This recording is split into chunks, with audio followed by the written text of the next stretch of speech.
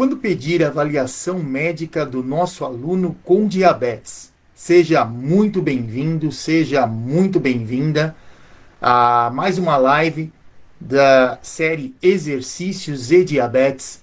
Meu nome é Roberto Doro, eu sou personal trainer para pessoas com diabetes e eu ensino o profissional da educação física a adaptar o exercício ao diabetes e apresentar o resultado positivo já na primeira aula. Hoje, né, a gente vai conversar um pouquinho de quando é necessário aí pedir uma liberação médica para o exercício físico do nosso aluno aí com diabetes. A gente sabe que quem tem diabetes automaticamente já faz parte do grupo de risco, né? Então já pertence aí a populações especiais, isso aí independente do tipo de diabetes que o indivíduo venha a ter. Então, ele tendo aí diabetes tipo 1, diabetes tipo 2, diabetes gestacional, MOD, né, qualquer tipo de diabetes, consequentemente ele já entra no grupo de risco. Então, se não pertence, né, ao grupo normal, automaticamente a gente, como profissional de educação física, precisa sim ter uma atenção especial com esse grupo. Mas para todos os nossos alunos com diabetes, a gente vai precisar pedir autorização médica para fazer o exercício? De primeiro momento, não. O que é necessário? Né? É necessário a gente avaliar. Então, não tem outra maneira. A avaliação física, né, ela é extremamente necessária, mas o que vai determinar? Que tipo de teste eu vou aplicar nesse meu aluno com diabetes? Que tipo de protocolo eu vou utilizar? Né? A gente sabe que, de primeiro momento, a anamnese é a mais importante. Para a gente identificar primeiro o tipo de diabetes que esse indivíduo tem, há quanto tempo ele tem diabetes, né? Se tem outros fatores de risco, principalmente relacionado a risco cardiovascular a esse indivíduo com diabetes.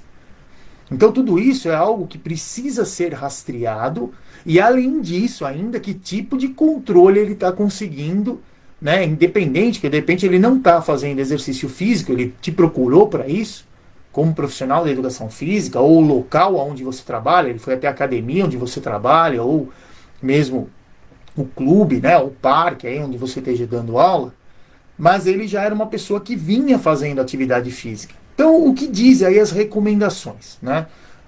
Tanto o American College, né? O American College, a própria recomendação do American Diabetes Association, né?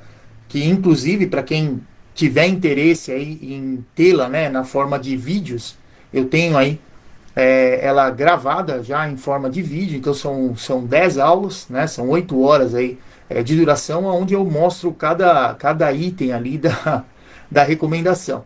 Então, se você quer aprender rapidamente aí a prescrever exercício para quem tem diabetes e tomar conhecimento aí do que diz as referências, a referência que é a mais completa, né, que eu conheço, é da American Diabetes Association, eu tenho aí já disponível. Vou deixar aqui, tem o link, né, no meu perfil aí do Instagram e também vou deixar o link aqui no YouTube.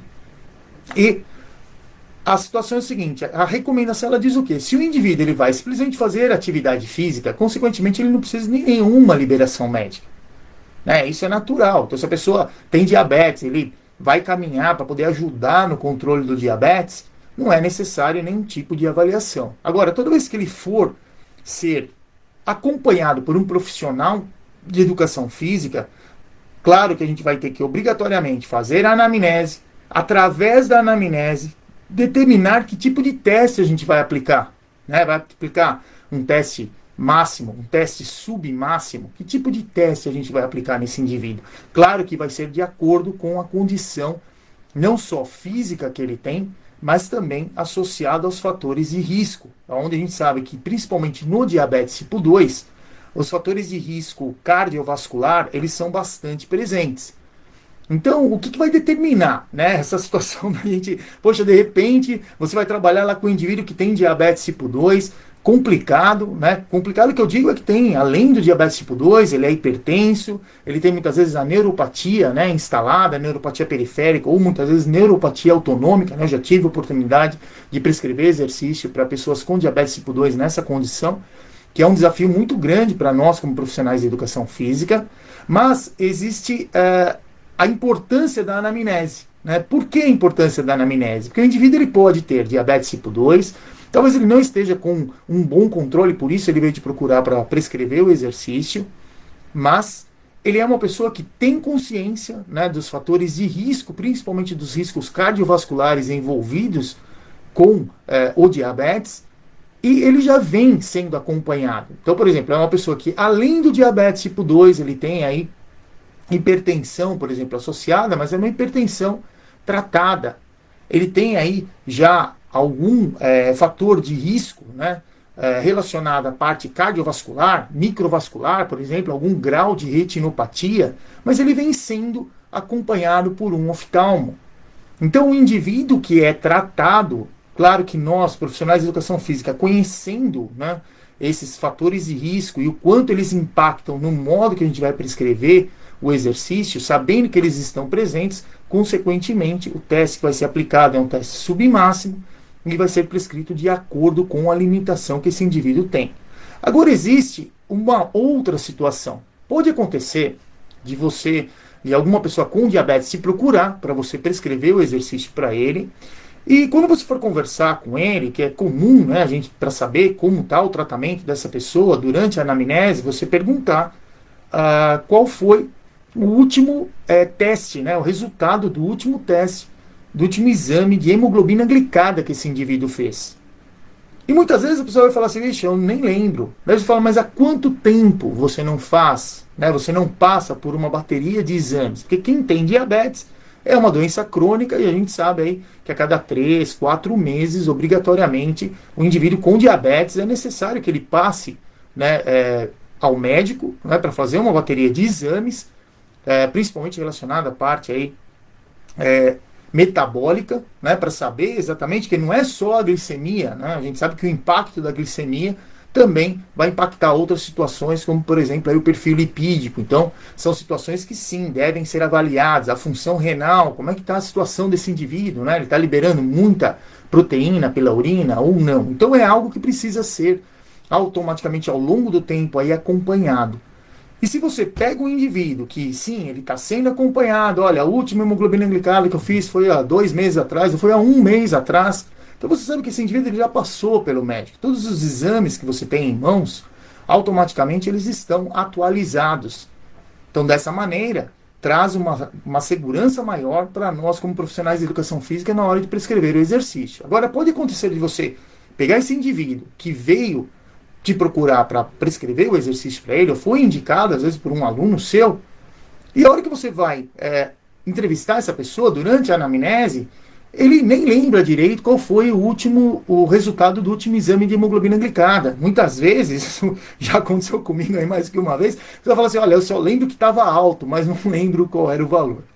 Então isso já é um indicador de que essa pessoa está já há um tempo aí sem acompanhamento médico. Então, nessa situação, para evitar o risco, né, desse indivíduo ter aí algum agravamento, na verdade a gente vai prescrever o exercício justamente para tentar ajudar essa pessoa e por fim você acaba agravando a saúde dela. Então, nessa situação é sim recomendado que esse indivíduo passe por um médico, né, para ser feitas avaliações. Tanto a parte relacionada à parte de análise bioquímica, os exames de sangue aí necessários, exames de sangue, de urina, e também, não é, se ele tem aí já, hipertenso, ele já teve, por exemplo, um infarto, por exemplo. Ele está vindo treinar com você, é recomendado que ele passe sim ao cardiologista antes de iniciar, que faça lá um teste ergométrico de esforço, claro, em ambulatório, acompanhado ali pelo médico, acompanhado pelo pessoal da enfermagem, né, com o eletro, com tudo que é necessário para trazer segurança para nós profissionais de educação física na hora de prescrever o exercício.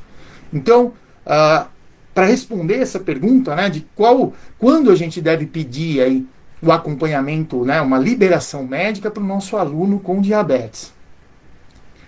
Use como critério o indivíduo que está sendo acompanhado, né, pelo médico, quer dizer, ele tem exames atualizados, esses sim servem como referência para você. Agora, no caso, você pegar um indivíduo que realmente ele já está há um bom tempo sem se consultar ao médico, então, quer dizer, os exames estão totalmente desatualizados e também de acordo com o objetivo que esse indivíduo quer. Porque é muito diferente a gente prescrever o exercício para aquele indivíduo que quer ajudar no controle do diabetes, incluir o exercício físico como parte do controle do diabetes, do que o indivíduo que vem te procurar com diabetes, diabético a uma longa data, né, com outros fatores de riscos associados e que de repente ele esteja buscando aí uma melhora no rendimento.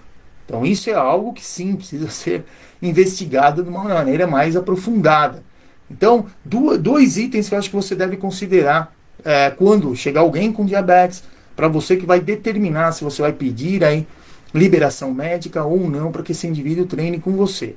O tempo que ele está sem ir ao médico, né, os exames de rotina dele, e também qual o objetivo que esse indivíduo tem. Porque a intensidade do exercício ela não vai impactar somente na resposta glicêmica, mas no sistema como um todo. E a gente sabe que o nosso corpo, todos os sistemas aí se interligam. Então não adianta, você vai colocar o indivíduo para fazer um esforço maior, vai ter sim também uma liberação maior aí de hormônios contrarreguladores que vão impactar na resposta glicêmica, junto com isso um esforço maior do miocárdio, uma adaptação maior com relação à vasodilatação e à vasoconstrição, quer dizer, o sistema circulatório, cardiocirculatório, ele vai ter que se adaptar à parte respiratória, né, o sistema respiratório, sistema endócrino, quer dizer, todos os sistemas do sistema nervoso, todos eles terão que trabalhar em conjunto e em um grau de estresse maior para que haja adaptação durante o exercício.